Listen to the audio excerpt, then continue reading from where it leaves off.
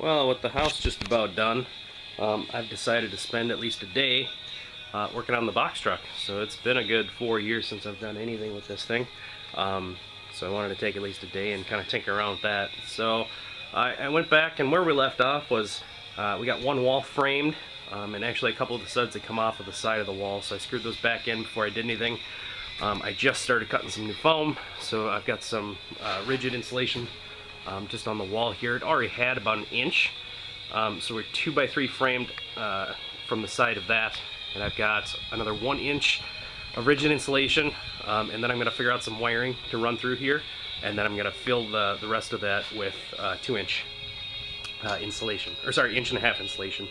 So that should fill the cavity completely, and there is an actual space between the two foils, so I don't know if that's a good or a bad thing, but with the foil back you're supposed to put a space for air for it to trap, so I've actually got two foils facing each other with a gap between them, so I don't know if that helps or whatever, but so I think I'm going to keep cutting some insulation for the walls here. Ceiling, I patched one of them. I was missing a piece. A few had fallen down and I kept them, but apparently I'd lost one, so I started doing that again. Got some scrap. I'll clean it out here in a little bit, but I've got the garage kind of set up just to get some stuff cut. So I'm cutting all the 1 inch, and I should have all the insulation I need to wrap this project up. So I've got a whole bunch of 1.5 inch here, and then behind that I've got some more 1 inch foil backed. Behind that, over here, I've got the wood panels for the wall. Instead of sheetrock, obviously, I'm just going to do some wood.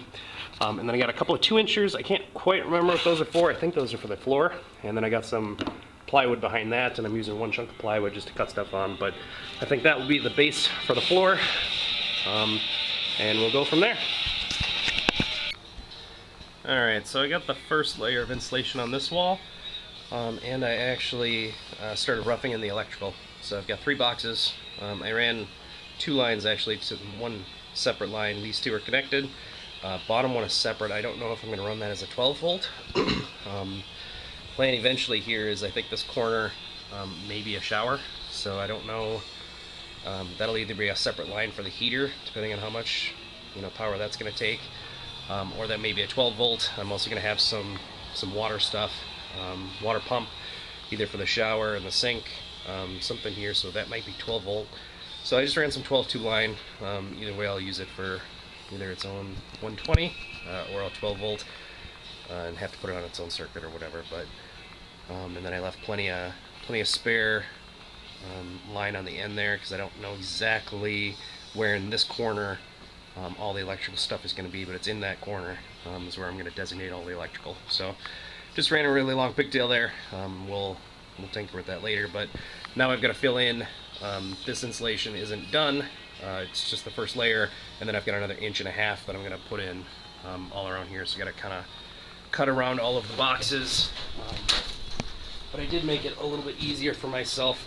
I notched out the electrical lines. So I just took a sheetrock knife, cut a little V channel to run that in there, and then just taped over a little Tyvek just to hold the wire in place. But so that sits flush. So when I do the insulation over the top, it'll just butt right up against it, so that'll help a lot. But yeah, come along. Yeah, that's probably good for today. I got all the 1.5 inch insulation up over top of the 1 inch. So these walls have the original R6 behind them. They have the 6 rigid foam over that, and then another 7.5 R, so just shy of 20 R on the walls.